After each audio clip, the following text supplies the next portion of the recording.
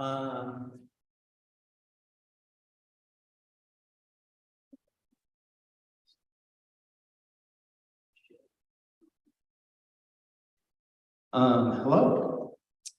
I introduce Poupeh and Mollie. Here we are.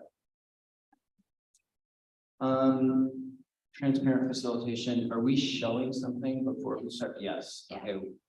Can we? I'll get it up. I got it. Yeah, that's first. I think.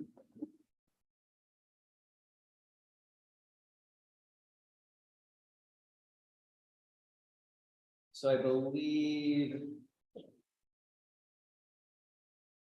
it's this one. Yes. Okay.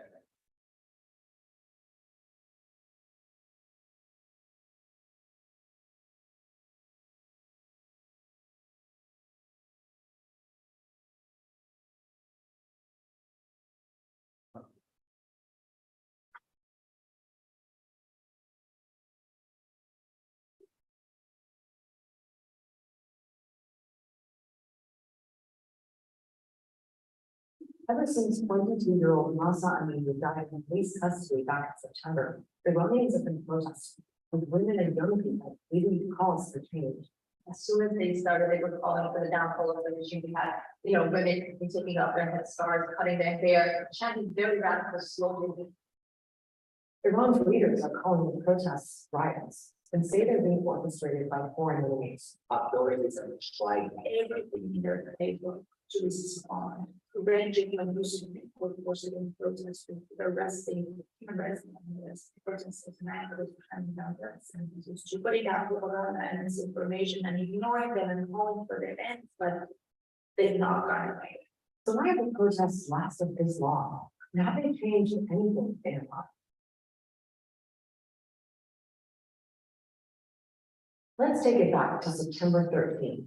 Mahsa Amini was visiting the capital, Tehran, and she was arrested by the morality police over they called her inappropriate attire. Basically, they thought she wasn't dressed right. And Iran's got strict laws about that, which we'll get to in a bit. They took her to a detention center. The police later released this edited footage of her there, showing her talking to an officer and then collapsing.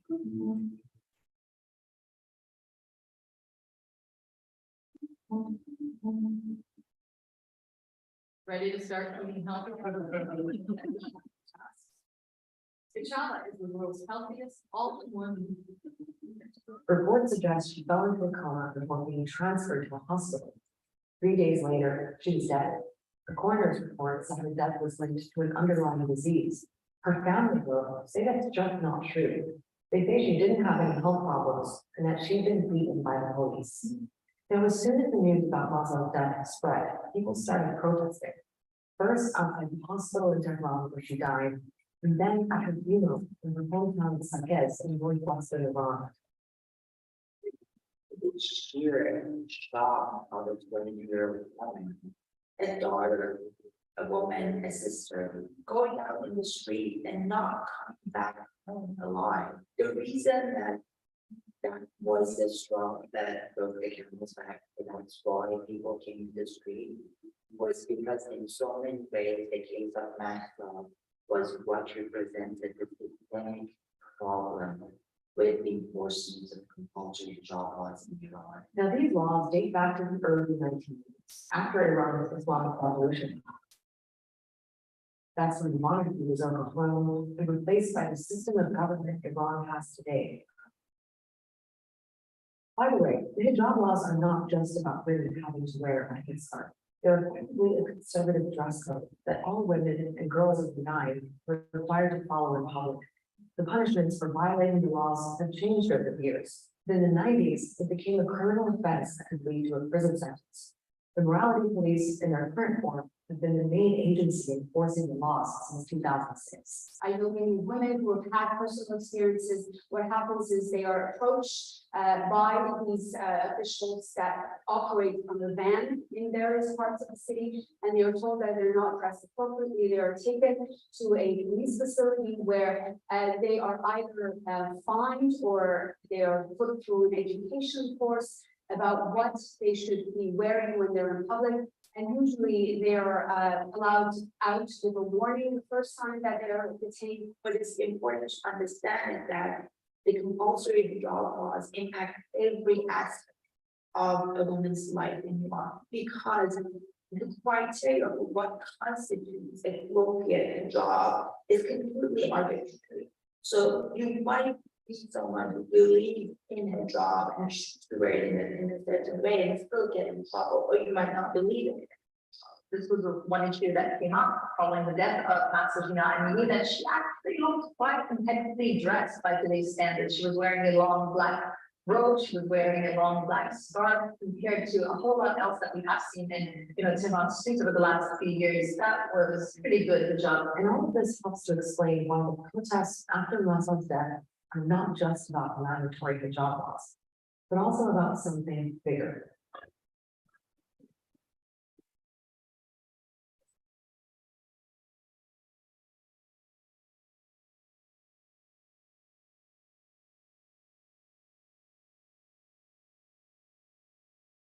Side, people started chanting Jian Azadi, which is the Kurdish equivalent of women like freedom. The slogan was picked up because it really resonated very much with the essence and the spirit of the protest movement, which ties the liberty of the population at large to the liberty of women.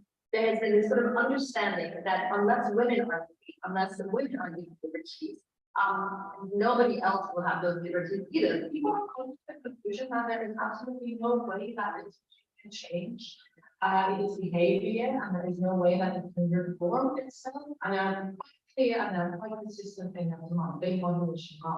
Since September, rights groups have reported more than 1,000 protests across the country in over 150 cities. Some of the biggest have been in Kurdistan province, where Mahsa was from. There have also been a lot in and around Tehran. There's this example where schoolgirls are shouting at school officials.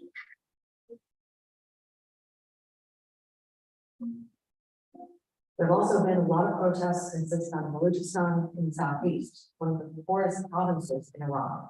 Workers going on strike have also been a big part of the protest movement, including shopkeepers, oil and steel workers. The situation has been sustained for a very long time. There are several grievances, political, economic issues, the issue of women, personal freedom, the intensification and escalation of oppression by the so-called morality police in public spaces. So then the situation was tense and it was brewing. Now the government is trying to shut these protests down. They're blaming foreign enemies, countries like the US and Israel. این حادثه ای که پیش آمد دختر جوانی در گذشت حادثه تلخی بود دل ما هم سوخت ولی واکنش به این حادثه بدون اینکه تحقیقی شده باشه بدون اینکه هیچگونه امر مسلمی وجود داشته باشه این نبود که عده‌ای بیان خیابون رو ناامن کنن ناامنی رو برای مردم وجود بیارن.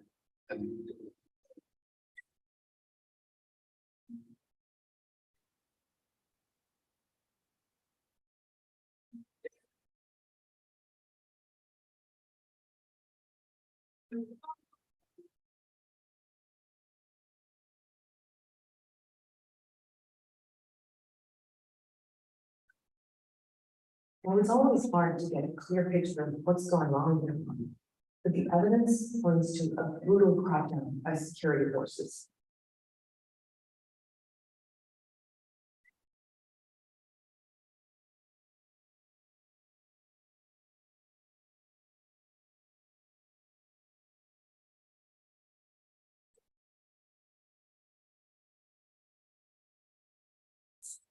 Rights groups have documented the use of excessive and lethal force against protesters. They're using power guns, shotguns, even in some cases, cold and other kinds of weapons against protesters. Hundreds of Iranians have been killed. The government says it's more than 200 since September, including members of the security forces, although they don't break down the numbers. But the UN and human rights groups outside of Iran say the numbers killed are higher. One group says 490 protesters have been killed, including dozens of children, along with more than 60 members of the security forces. And then there are all the arrests, more than 18,000 according to rights groups. That includes activists, journalists, and well-known musicians like Tumash Maleki and Sergen Hadipor, who wrote the protest movement's unofficial anthem.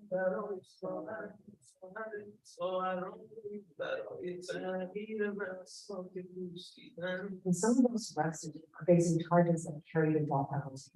Rights groups estimate that at least 12 people have now been sentenced to death.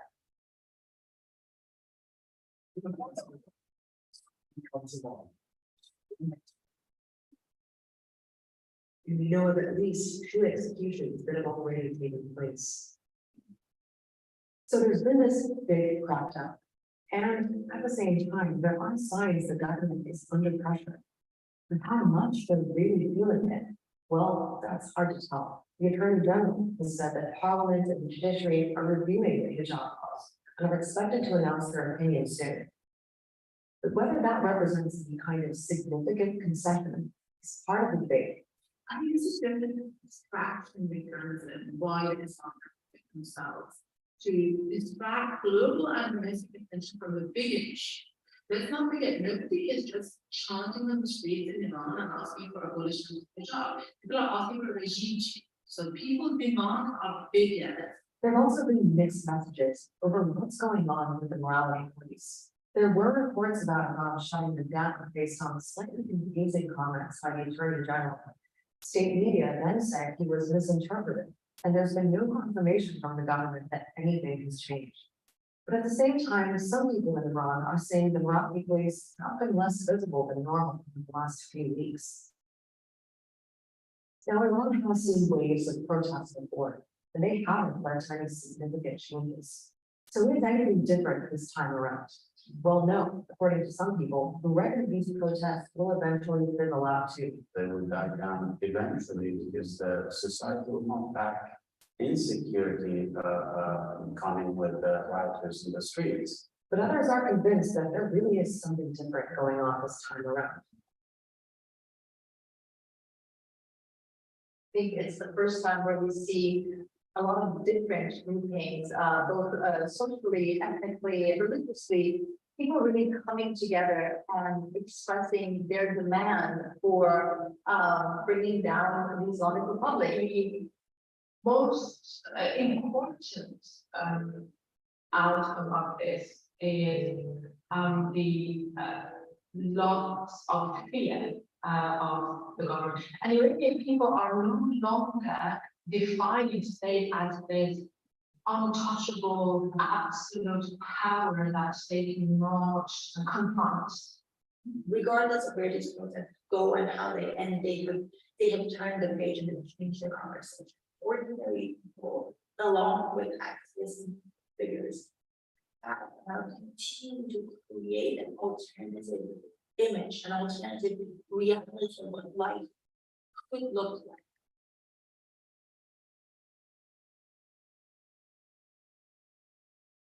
We did an episode last year about Iran's presidential election. Check it out if you want to understand more about how President Raisi came to power and the way Iran's political system works.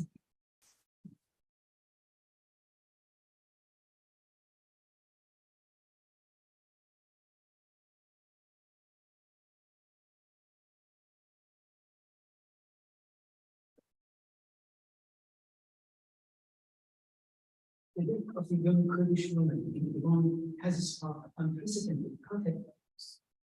Thanks. Okay. Can I just Oh, yeah. start by saying, Yeah. the number of people killed right now is more than 530. Yeah, and the people in prison are around 19,000. First, I just want to thank you. Thanks for giving us the space. This means a lot. You're such a great teacher and a great writer, a great artist. So I I feel so lucky to work with you and collaborate with the two of you on this. So thank you too, Molly. So I just want to acknowledge the importance of the great fortune that we have that you're sharing this experience with us. Thank you. Thank you so much for being this gathering with us. Yeah, it means a lot. I will just start out a little, but then I'll probably just hand this over to Molly and let you two talk. But Poupeh, I'm wondering if you could just, so that sort of gave us a really good sort of public collective sense of what's happening in Iran. I wonder if you could kind of summarize how you have experienced that, including the class, talking about a little bit about the class that you were teaching in the fall. Yeah, sure. I mean, one of the hardest things in this is,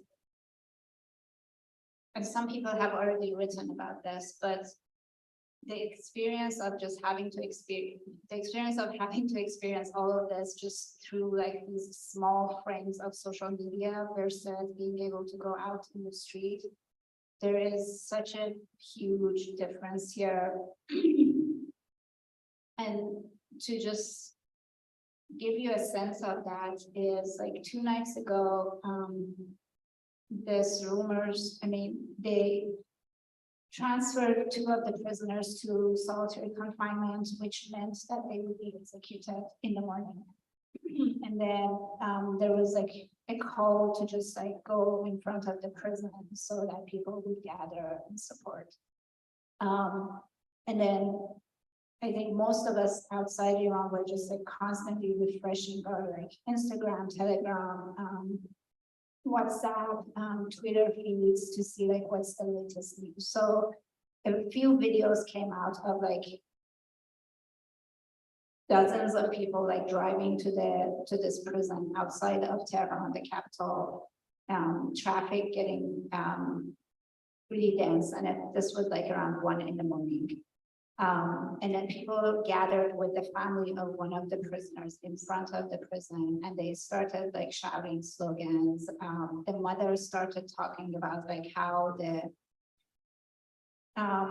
legal system had been flawed, how the case was not really properly investigated. And then suddenly after like 3 videos, the government shut down the internet around the prison. So suddenly we were faced with this like blackout of information, and I was just sitting there with my phone and nothing was coming out. And that was, I think, like one of the most terrifying experiences. This had happened a few years ago as well, where the government just like did this like mass murder of like a lot of prisoners in the course of 1 week, where the internet was disconnected. So it's so weird to just like be in this safety and then also like have to go through your daily life in a country that is in a different reality, but then you are experiencing a completely different reality. So that's like the very personal aspect of it. I was teaching for my first quarter at University of Denver. Before all of this started, I suggested to teach a literature of Iran class. So we started in, I think, September, 2 weeks before this. The very first group class thing that we did was listen to some Iranian music, different types of Iranian music, talk about like the history of like some of the music, and just seeing the diversity of the types of music. So the conversation was, when we talk about Iranian literature, it's not just one kind of literature. There are so many different types. It's not just like one stereotypical representation.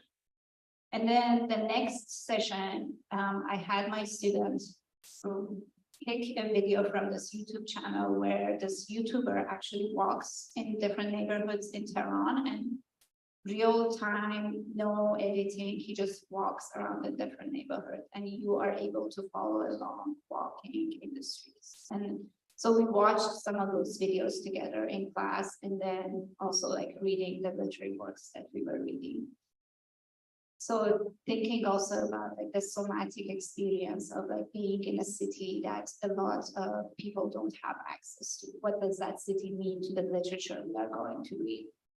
And also listening to some like sound recordings from the city, like from the birds to the traffic to like even like sound art made by city sounds, and talking about like the experience of the place and how that feeds into the literature and the creative arts. And then when Zhina Amini was killed and the protests started, one of the very first things that happened was this young singer making this music video from his bedroom using tweets that people had made about like, why are we fighting? And the tweets were like, for this, for this, for this, for this. So he had curated a collection of those fours and created a song. And I think you saw parts of that song in the video. And he was arrested after the song was picked up by people and used as an anthem for the protests. He was released eventually on bail, but he has not been on social media since. He hasn't had any public presence, so we really don't know like what happened in the prison or what. So then like to go from like that opening class to like this music suddenly playing like such an important role in the movement. And then afterwards, there was like a surge of creativity from like music, songs, even like music videos and creative arts, public performances, university students coming up with these conceptual like performances with different types of protests. There was so much creativity happening, so we had to incorporate all of that into our conversation in the class and think about like how the things we were reading from, let's say, the past 10 years, predicting this, but also like showing us the larger context, and then how the things that were happening today, inspiring the artists, the writers, what was happening in the realm of language, in the realm of the arts. So like this like two-way relationship. And then we had, for example, like with students, we sat outside on campus. We, because hashtags play an important role, like social media protesting is also very important. We sat outside, they did research on the hashtags, they created like banners, they talked to students who were curious about what we were doing. So every day, anything that happened, we would talk about it in the classroom and how this relates to what this means to be a writer, what this means to be a person in a body, what this means about like the power of the students, because a lot of the protests initiated on campus in universities and people followed university students. Just to have that awareness of the power we have as university students in changing the larger systems and demanding a change. So we talked about all of that, the power of arts, yeah, and also just like the power of language in documenting, in narrating. But it wasn't also like all like, a lot of students were very thankful that like we could read like this larger contextual literature and also like experience this from such a close distance.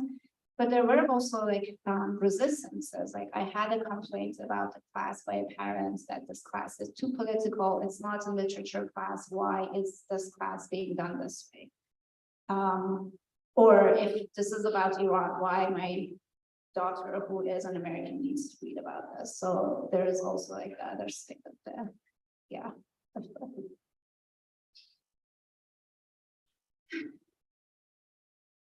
So that's just like quick summary.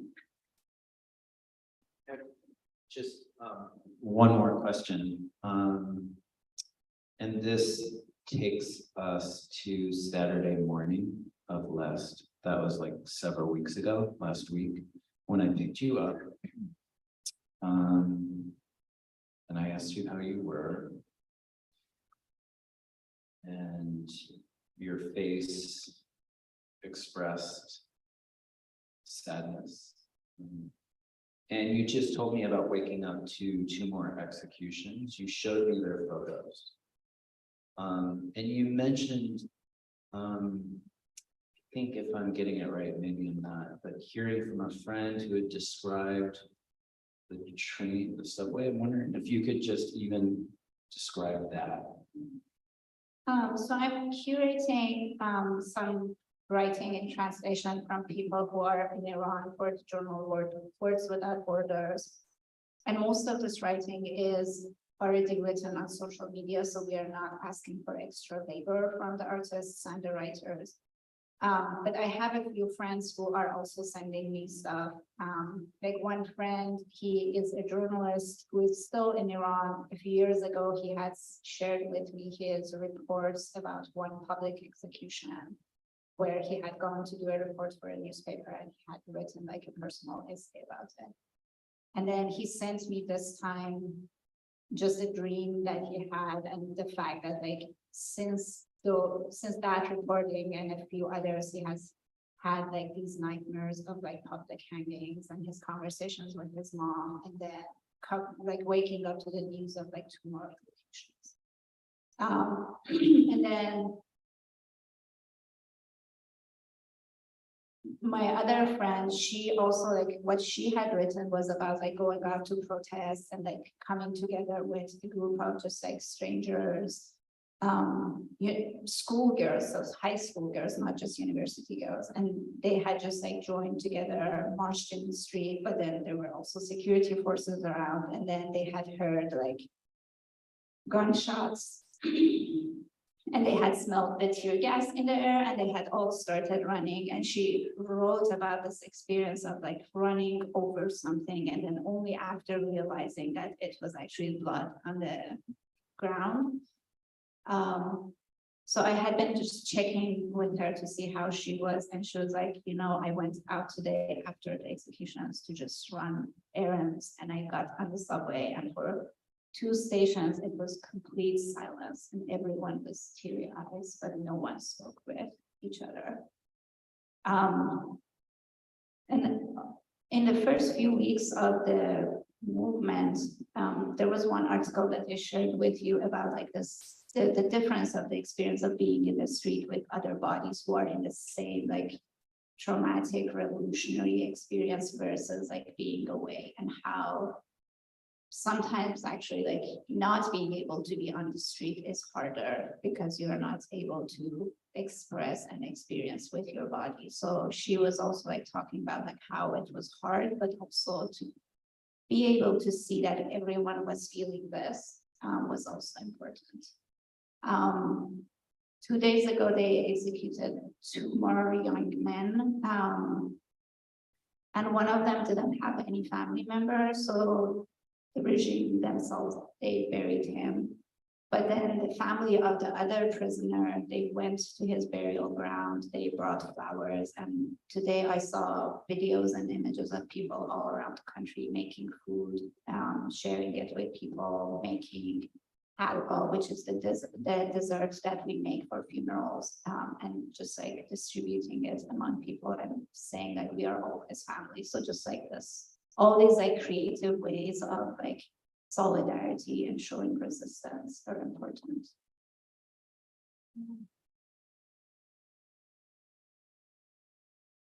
I have a question for you, which you made a comment a while ago about how you think that one thing that this movement has in common with many others is that there's sort of a trend of people against governments being a sort of like structure beneath a lot of these. And I was just wondering if you could say anything else about it. I mean, the slogan that you all have been like singing, Woman, Life, Freedom, it didn't start in Iran. It started in with the Kurdish freedom fighters, like the women fighters in Kurdistan. So they started the slogan, And then like it was picked up, it was chanted at Mahsa's funeral. And now it's also being chanted in Afghanistan against the Taliban, and it's also being chanted in Turkey. But then there's also like a lot of solidarity. Like, for example, we have seen like Chilean like feminist activists coming out in support. There is like a lot of like protests in Berlin happening in support. In other like countries around the world. And then there is let's see, like Iranian protesters have also been learning a lot from like the protesters in Hong Kong. So like thinking about like strategies that they have used that have been helpful, and they picking it up. And I think like in all of these, it's not just like people against like one particular government, it's people against like many different issues with the systems that are governing us. So I think that's the beauty of these protests, but also like the danger is like the governments want us to see ourselves as individual nations with different problems, so that these protests don't really get together and get bigger and bigger. But I think there is so much similarity and so much conversation happening. Totally. And one thing I was thinking, this news reporter framed it as that slogan originated because when women are free, then the whole country is free. And that's actually a statement that the Combahee River Collective, which was like a radical Black feminist group in the 70s in Boston, like when Black women are free, then everyone will be free, like almost out of necessity. And like clearly we don't want to collapse differences across some of these lines, but I do think it's true that it's like so important to see the similar structures and to learn what we can from each other. Yeah, and even within Iran, when we talk about like, for example, Iranian women, the Iranian woman in Tehran has a very different like life condition compared to the Iranian woman living in Kurdistan or in Sistan Baluchistan, which are like two provinces that have ethnically been like subject to so much like systematic government violence, to so much poverty.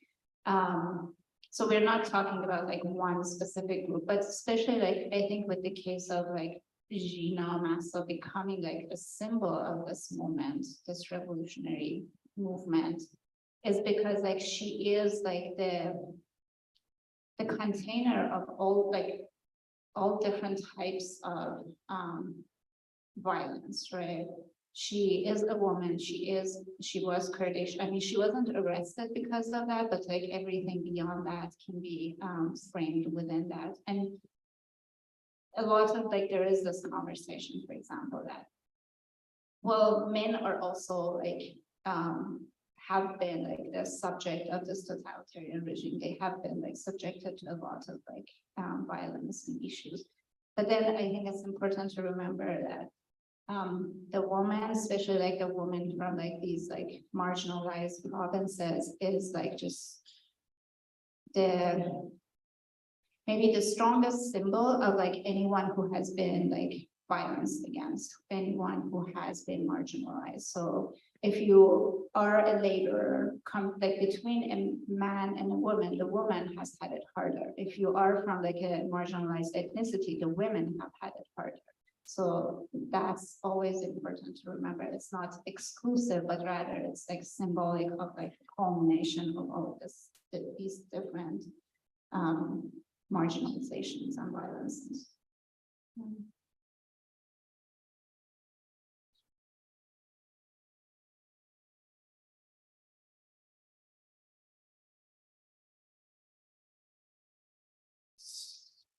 You shared with me, and you've sort of talked about this, but you shared with me that really amazing essay called Figuring the Women's Revolution, framing this as a feminist revolution. And one of the protesters sort of does talk about the difference between experiencing things on the screen, but then going out into the streets, and how it was a very different experience of witnessing pain from a distance versus actually going out to the streets and actually being beaten. by the security forces, but she called the protest, in her opinion, one of the differences this time is that the protests are like situation centered versus crowd centered.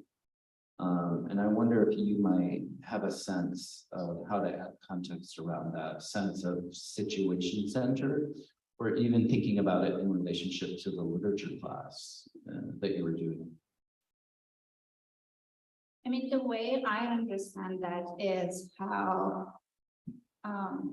it's not dependent on a crowd coming together and protesting. Like every individual or every community, from a family to like a classroom to like a specific campus or college to laborers, they are all finding situations where they can express the protest.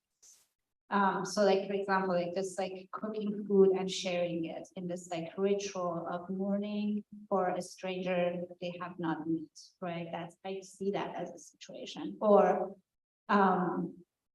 the protests we have been seeing in universities, like they have been a lot like about, again, like creating different language, creating different situations.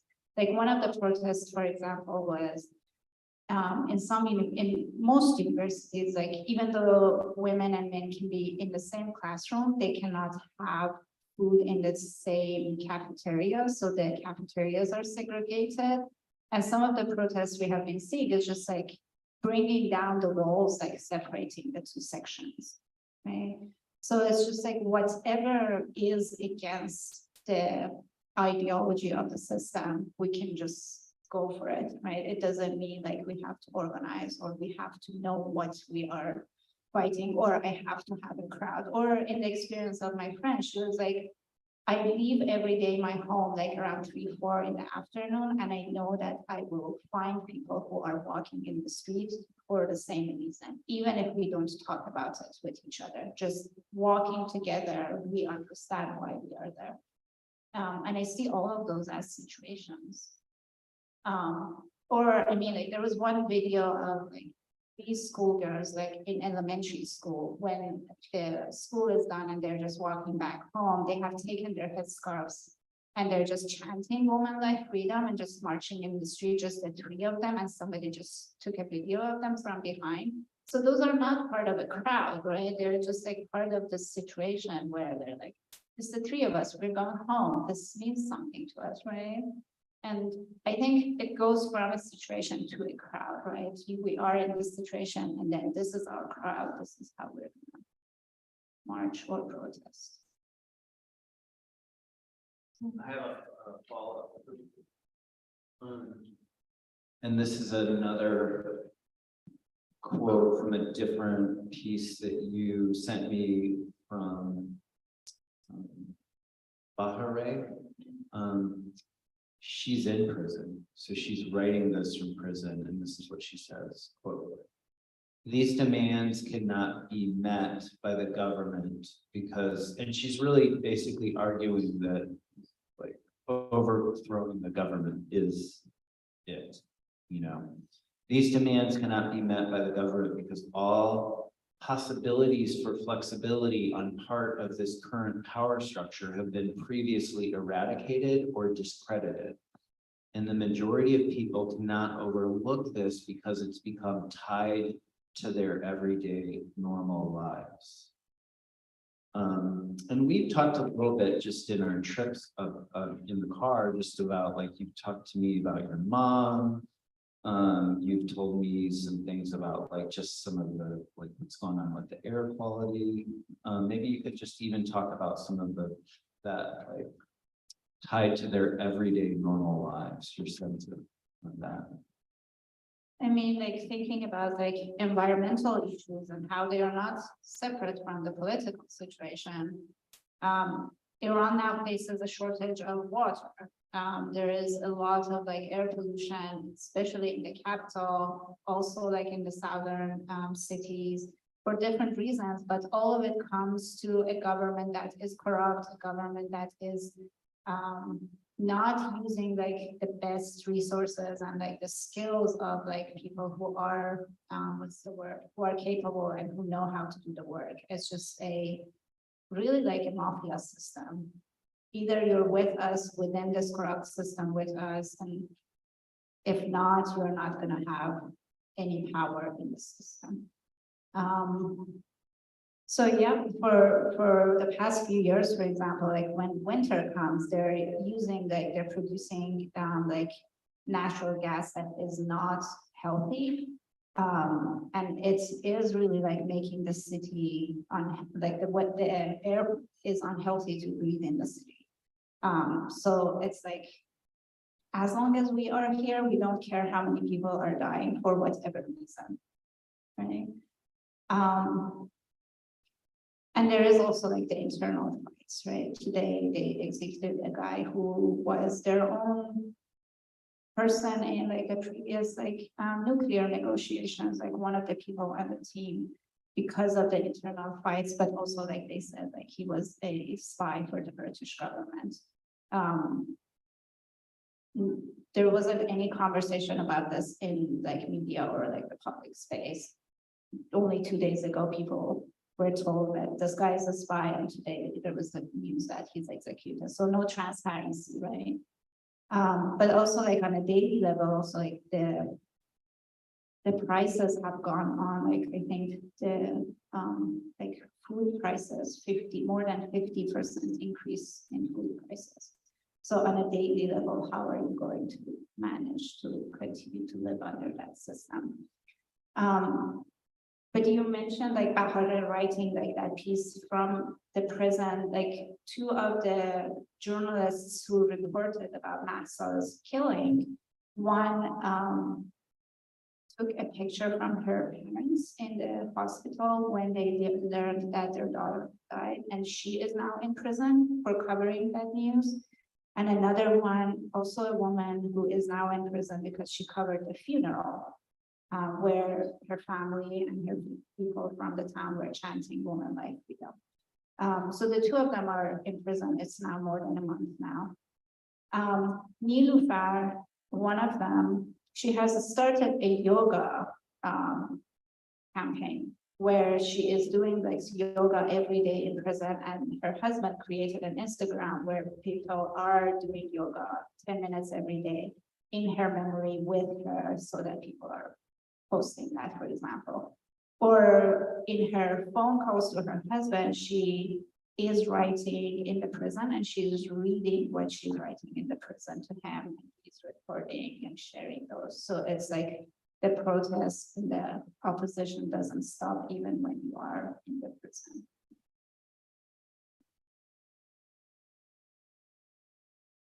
Just for the sake of time, it's 12:15.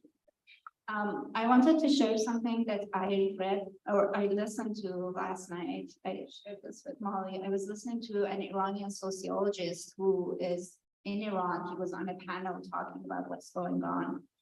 And he was talking about how this revolutionary moment is different from the previous ones. And he mentioned a few areas of why this is important and this is different. And I think it's interesting to think about them also like in the context of even the US or any country in the world. He was talking first about like the family unit, how the family unit is not the traditional definition of family unit anymore. So the younger generations or even like the older generations, they're moving beyond from like a family that is defined or that starts from like a religious ceremony or is just a mother, a father, and children. People are choosing so many different ways of living together. So and he thinks like this shift is a foundational shift. Another foundational shift that he talks about is that until this moment, all movements in Iran, all social political movements are connected to religion.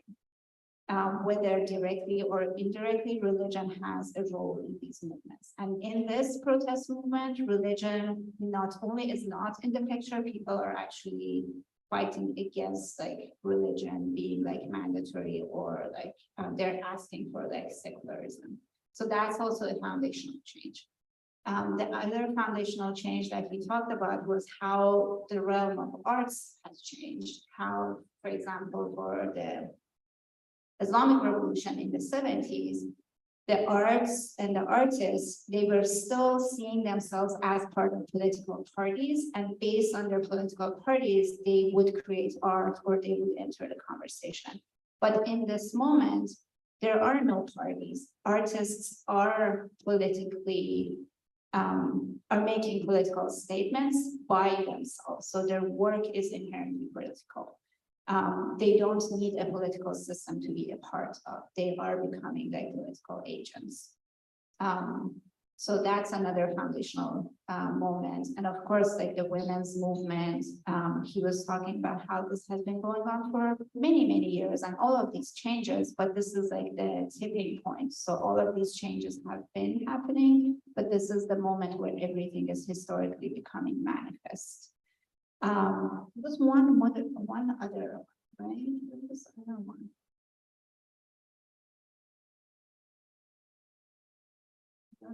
I think there was one other thing as well. Oh, education. He was talking about like how, and I think we are seeing this here as well, like education is not happening in its traditional system anymore. Like students do not need necessarily like traditional systems of education that are sanctioned by the government or like even by the ideology of traditional education. They are finding ways to educate themselves outside of the systems. And that's also like another foundational change. So he was talking about how even if this protest doesn't like directly lead to a change right now, the foundational change in society that is happening and that has become manifest in this moment, there is no way we can go back. And I think we are seeing this in many different locations around the world.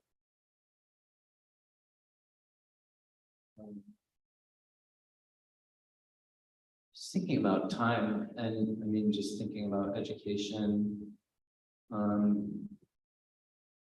Maybe we can sort of make a transition point towards, I mean, we'll end the conversation, but last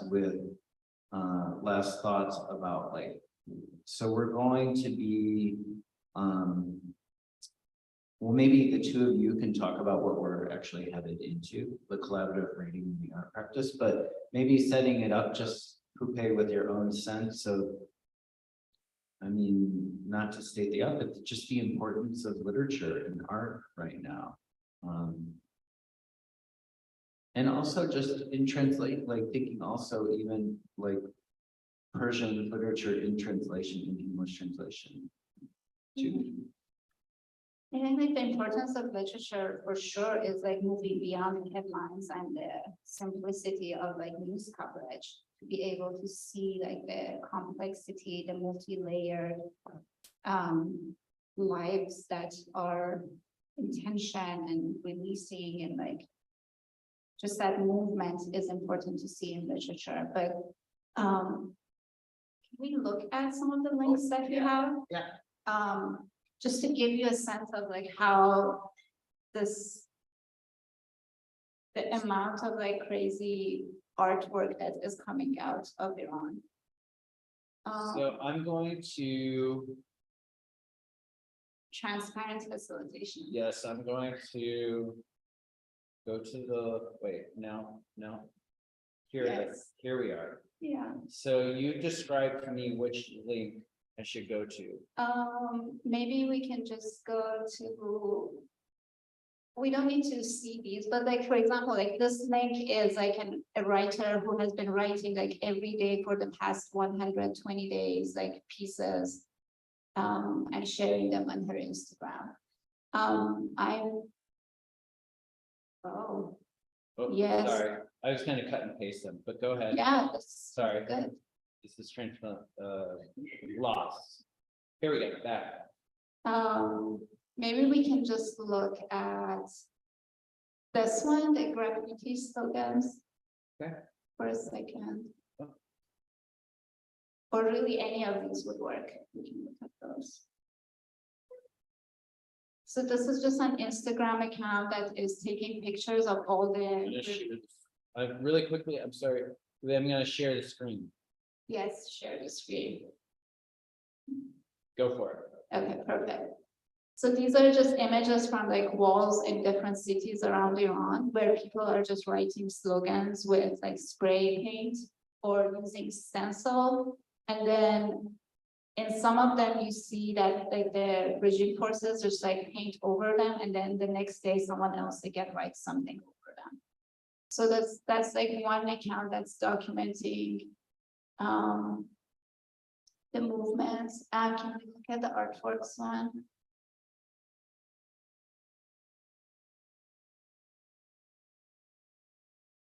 So this is like all artworks created like by different artists. This is like one of the people who has been, I think, who is like sentenced to execution. A lot of dance videos are being shared by people who are killed. Oh, I think this is actually from your friends at PNCA. PNCA faculty, Sarah. Yeah. Wow.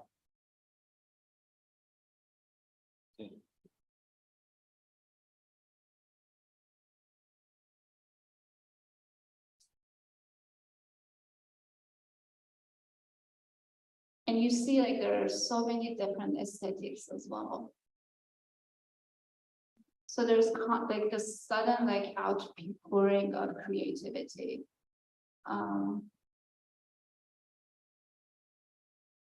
There is another link, for example, there, like this Google Drive, this is just like an open source document where graphic artists are sharing their work and they say like you can print them out for free for protests. So it's all like, again, like thinking about like different types of organization, like this is horizontal, like grassroots, open source. There's a Telegram account where like more than like 200 like songs and music videos that have been created only in the past few months for protests have been collected and archived. And then there are also like a lot of clubhouse conversations where people are actually like having more theoretical or conversations about like the ethics of the protest, like political science, humanities, like philosophy, different types of concepts. So a lot of like rethinking is also happening and thinking about where we want to go. Yeah.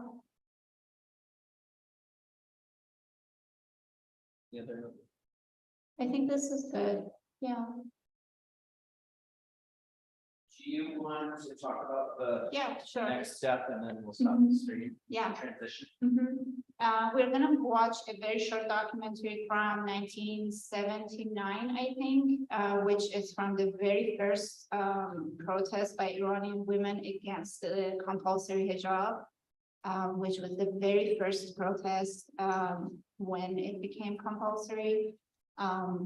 So it's interesting to watch that, to see that this has been a continuation, like many generations have been doing this fight.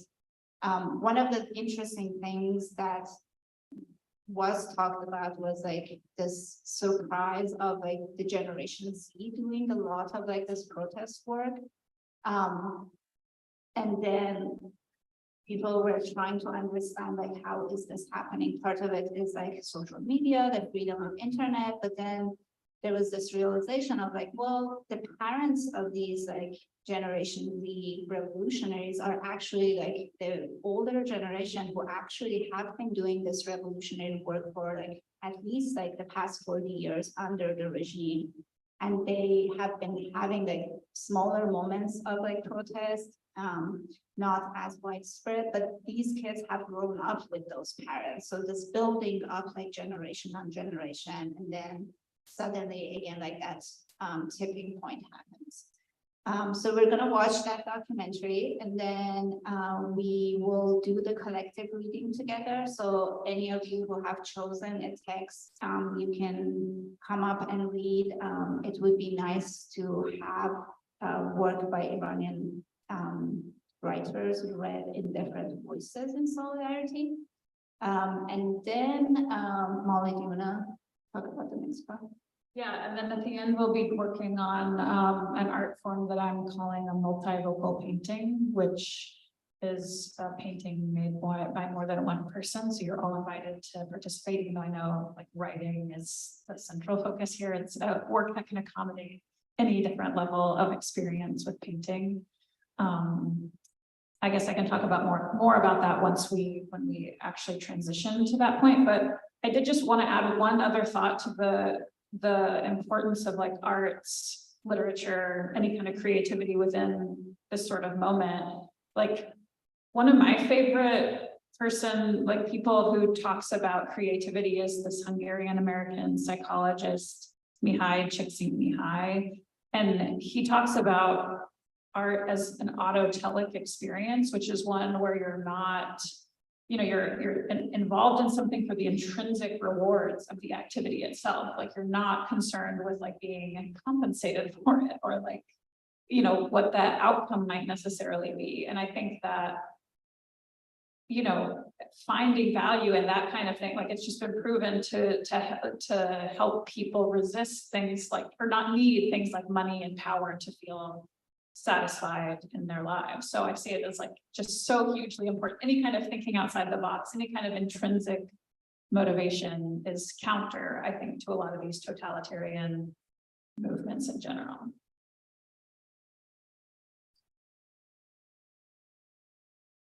So a little logistics.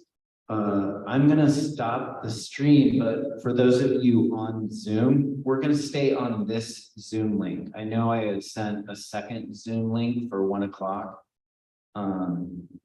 because of the fastidiousness of my Zooming. But we're gonna stay on this Zoom link, so don't go to the 1 o'clock Zoom, but I am gonna stop the stream at this point, and we will watch the documentary.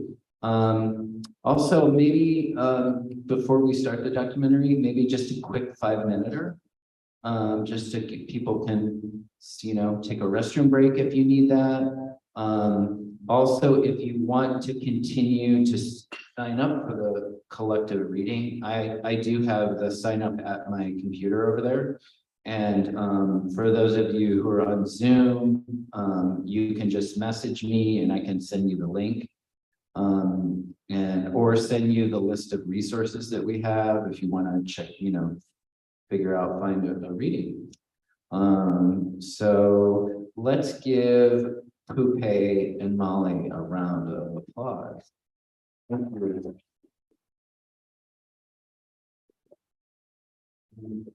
I do want to continue and will continue to remind you to check out the beautiful printed material that is in the amazing newspaper box over there and to go pick it up. There's some awesome stuff there. Shrita, do you want to say anything about the printed material at all? Okay. Yeah.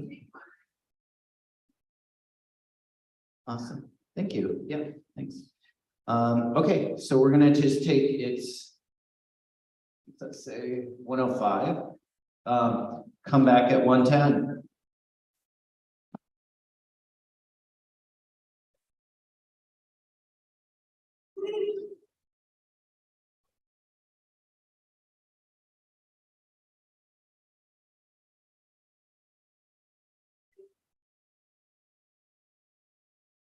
So I'm gonna queue up. Wait, can you tell me really quick? I want to mention.